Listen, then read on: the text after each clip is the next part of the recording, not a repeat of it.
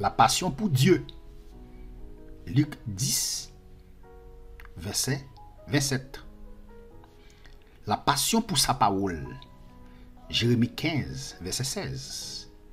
La passion pour les personnes perdues. 1 Corinthiens 9, verset 9 jusqu'au verset 23. La passion pour notre épouse. Cantique des Cantiques. 8, verset 6 et 7. Pour continuer, mais toutes les autres formes de passion sont à fuir. Passion pour l'argent. Passion pour la femme d'un autre. Ou le mari d'une autre. Ces passions, n'est-ce pas, sont à fuir. Passion de la jalousie. Passion de la vengeance. Etc. Toutes ces passions sont à fuir. Quand il s'agit des passions, la Bible ne dit pas de résister. Ok? Mais quand il s'agit des passions, la Bible ne dit pas de résister, mais de fuir. Car les passions sont des désirs brûlants auxquels il est très difficile de résister. Rappelez-vous de Joseph. Joseph a fui pour Madame Potiphar. Souvenez-vous de l'expérience de Joseph avec la femme de Potiphar.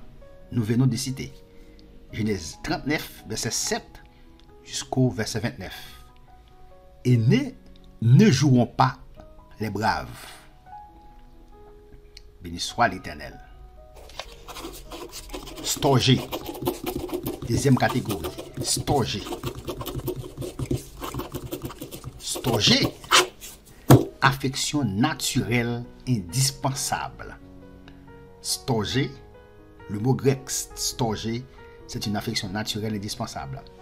Storgé désigne une affection naturelle entre personnes de même famille.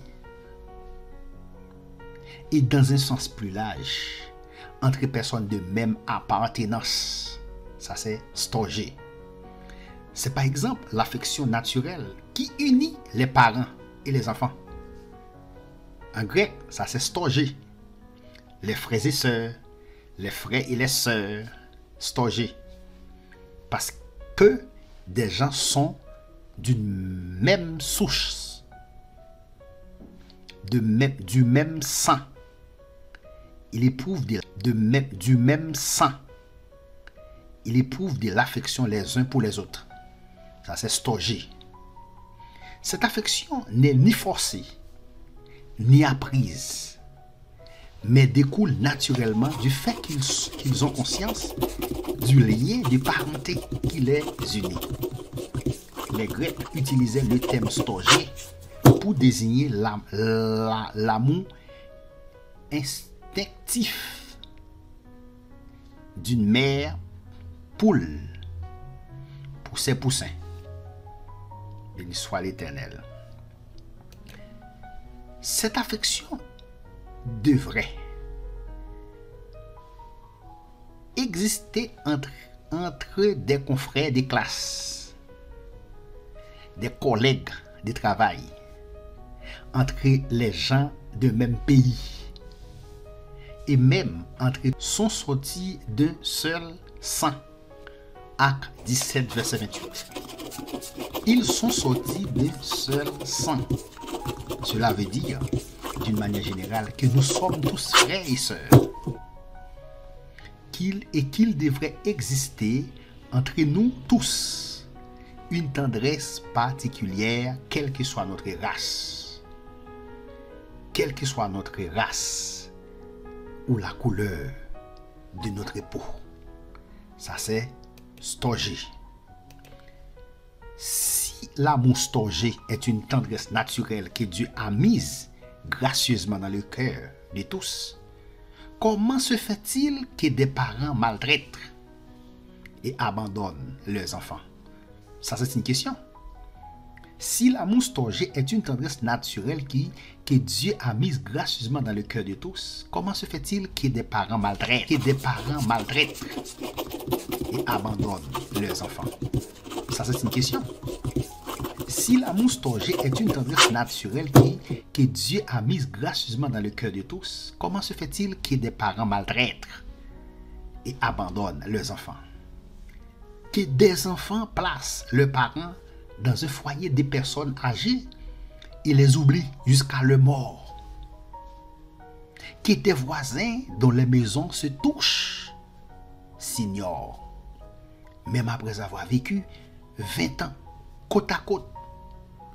Comment expliquer aussi le terrible racisme qui amène les hommes à s'entretuer sans même se connaître? Béni soit l'Éternel. Pour continuer, les textes de l'Écriture où se trouve le mot storgé nous expliquent précisément ce qui est sur toi à la forme négative. Béni soit l'Éternel. Nous allons lire, n'est-ce pas? Nous allons lire ensemble. Romains 1, verset 31. Romains 12, verset 10. 2 Timothée 3, verset 3. Romains 1, verset 31.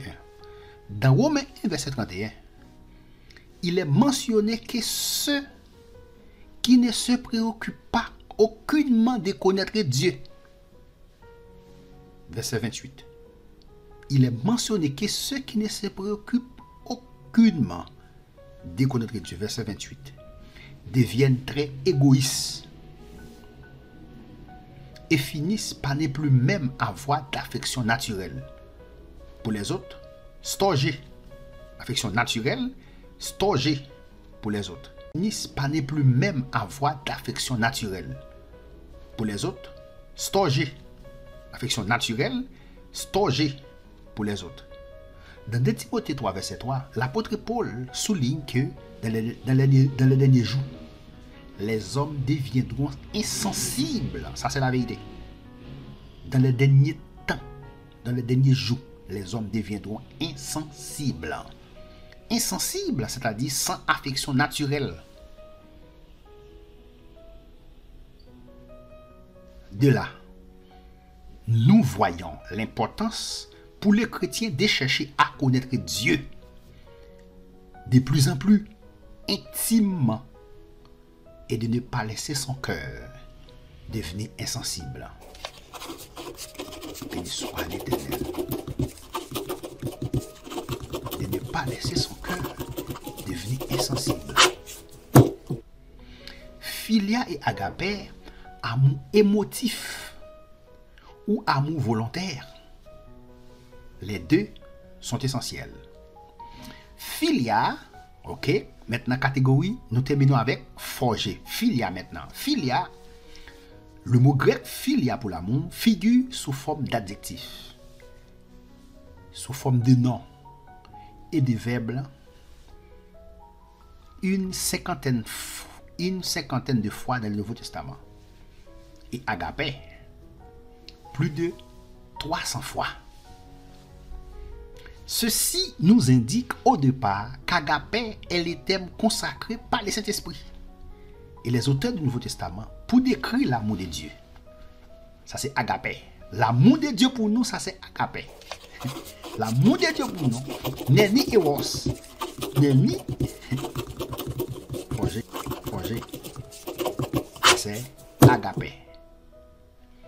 Il arrive que philia et agapé soient utilisés comme synonymes. Mais dans plusieurs cas, ils expriment des nuances différentes. C'est ce que nous allons étudier ensemble. Donc, philia et agapé, amour émotif ou amour volontaire, les deux sont essentiels. Maintenant, en comparant la signification de ces deux thèmes, nous parvenons facilement à en saisir les traits distinctifs.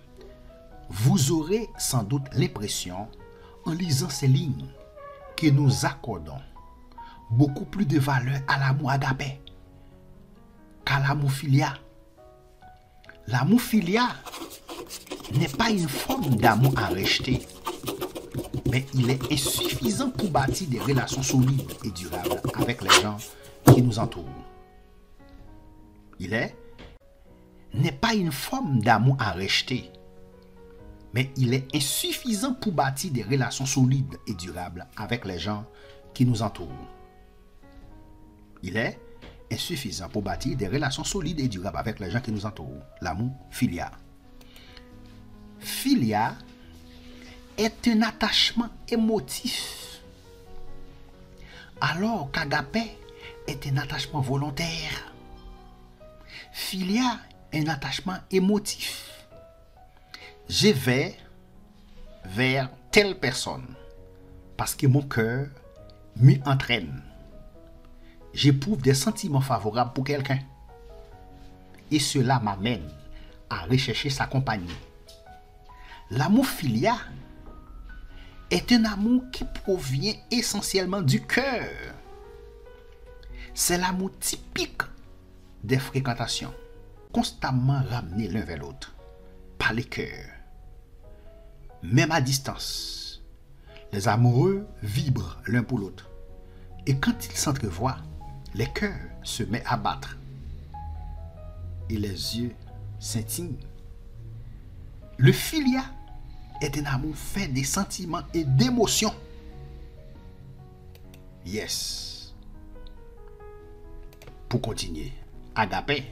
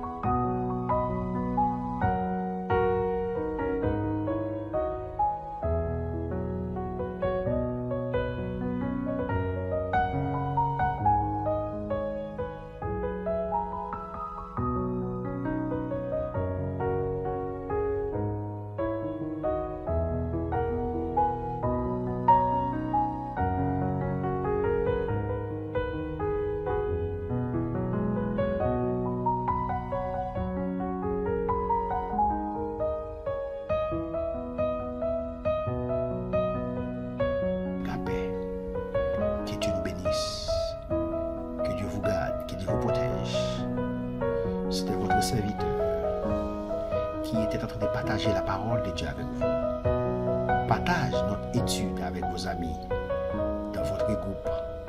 Partage notre étude sur Facebook, sur Instagram, Twitter, pour inviter, n'est-ce pas, plus de gens à écouter la parole de Dieu. Restez avec la paix de Dieu, restez avec la grâce de Dieu. Que le nom du Seigneur